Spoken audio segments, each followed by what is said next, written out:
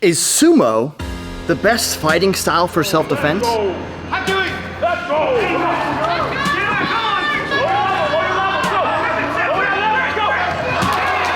So for if whatever reason you still haven't seen the Ultimate Self-Defense Championship, it's a series where we competed in multiple different events that spanned over 5 days, including knife attackers, multiple attackers, running away from a warehouse full of bad guys. And it was me and 5 other contestants that all competed to figure out which different martial arts style or competitor was the best. And I also had a sumo competition just after this. So today what we're gonna do is we're going to link up some of these similarities, some of the things that I did that I learned directly from sumo, and also the things that I did really well in this competition. The first thing that worked out for me in these self-defense situations comes from literally the raw nature of sumo.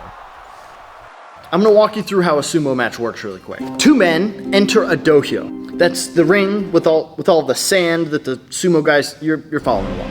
Both people place their hands on the ground, and as soon as all 4 of the competitors' hands are on the ground, the match starts. From there, these gigantic competitors give all of their might to shove the other person, pull the other person, maneuver, manipulate, throw, take down, toss, as quickly as possible. That's like self-defense 101. Yeah, Seth. Nice! You don't know what's gonna happen. You could be winning a fight, bang, bang, bang, and then you get punched one time and then you're done. That's it. From what I've seen, the aggression that sumo has is much higher than any other combat sport because you have no time to make up for it. There's no pacing yourself. There's no taking a step back and being defensive. You go. So this event right here is a great example. I'm standing behind a bathroom door and I know that something on the other side of that door is trying to hurt me. I am standing behind that door in a sprinter's stance with my hands shaking like this.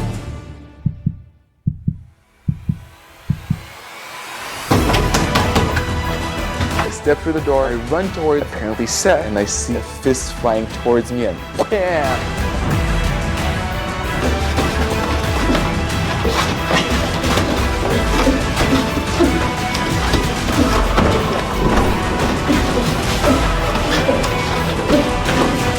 I'm not doing that great. My strategy did not work out.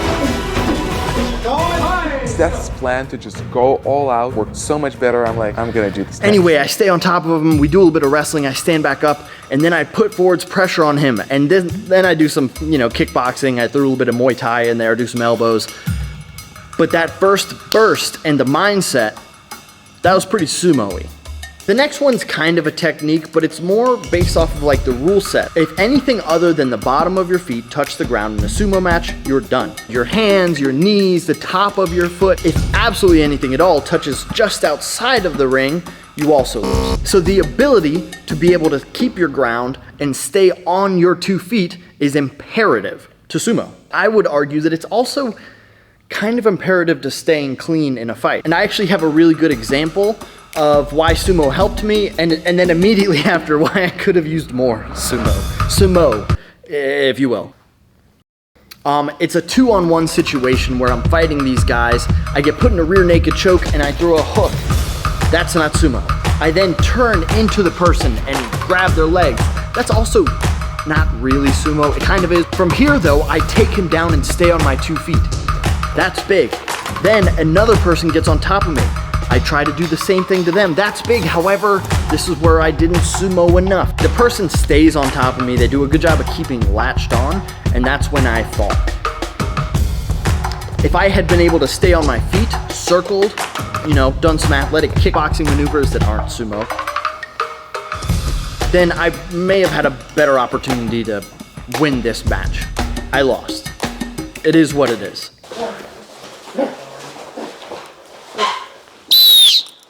What was that noise? A lot of people believe that sumo is strictly a grappling martial art. That's not true. You're allowed to hit in the face. You're not allowed to punch, but you're allowed to open hand strike, which a lot of self-defense schools actually say that's the way to go. I don't know that I always agree with that, but people say that, so it must be true. Anyway, you'll see lots of times as people come out of the gate, they'll take a punch, boom, and open their hand, let's be honest, and they throw these palms, boom, to the face, to the chest, and to the neck. So they'll aim for here and let it slide up the neck. That's legal, and that would work pretty well. I didn't do that. I should have, but I didn't. Or at least that's what I thought. I did this one just because my range was a little too far away, but more so I did it in the running away portion. My sight right now, there's a wall, green grass, and then there's my destination. As soon as I get past that wall, the freaking rugby player, and I fall onto the concrete, which is where I got this bad boy. I hop back up, and then I tried to run a long way around him and try to get past him. Look, shove, stop, go. Running, shove, and then as we go down the hill, I trip and fall. He also slips down the hill. He's now past me again, but he's past me between me and the tree. So I look up and I'm like, dude, let's just do it. And in that moment, I was so scared. This formidable opponent who I know can outrun me and has a knife is in front of me, and I'm like, oh, okay, let's just do it. Let's do it. And as we got closer, I changed my mind really quick, and then I pushed him in the face again, and then I tried running around him. Yeah, this one wasn't my finest showing, but funny enough, it's not the only strike that happens in sumo. And no, that's not the strike I'm talking about. I'm talking about this. So, after I landed a beautiful karate side kick, boom, I launched a guy across the room. From then, instinct took over and I thought, oh, let me run at him and finish him with a headbutt. I've played a lot of football in my life. I try not to make a habit of headbutting people anymore, but it still definitely happens to me. And I can confirm it works. It works and it hurts, so yep, 10 out of 10. Good stuff. Anyway, the last thing that we're going to talk about before we talk about what I think is the biggest advantage of sumo is takedowns. Like I mentioned before, there's really only two ways you can lose in sumo. If you touch the outside of the ring, or you touch the inside with anything other than the bottom of your feet. I think it's pretty clear to anyone who knows anything that throwing somebody onto the ground while you stay on your own 2 feet, that's a big advantage. From a standing position to a grounded opponent, obviously you're less likely to get hit by strikes. But when it comes to takedowns, as judo wonderfully puts it, you can hit them with the planet.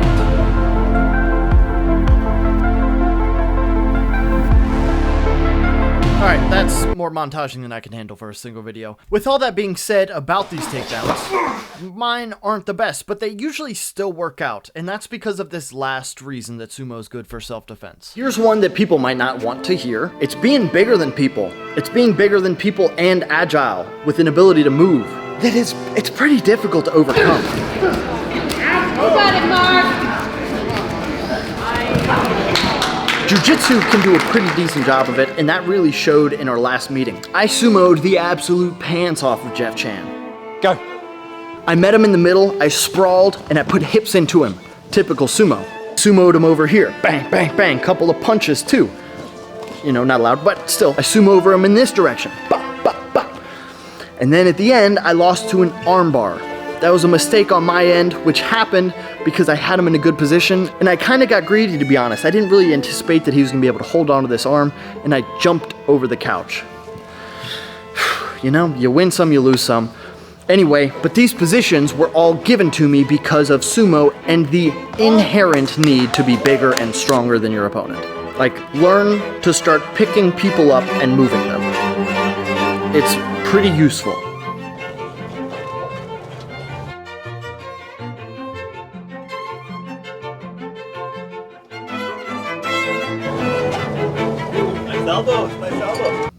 Do I have to say more than that? I don't think so. So is sumo the best martial art for self-defense? No. Like all things, you can't be super one-sided, especially in something that doesn't have a lot of like offensive stopping power. Learn how to strike, learn how to wrestle, heck, take some sumo if you'd like. But sport-based things where you get better at an athletic activity will almost never steer you wrong. Let me think about that before I say it. Yeah, no, I think almost never. Being more athletic, more agile, more functional, it just doesn't not work. Anyway, that's my whole spiel. Subscribe or I'll sumo you. Oh wait, which reminds me, there's actually one more. Nobody wants to fight a dude in his underwear.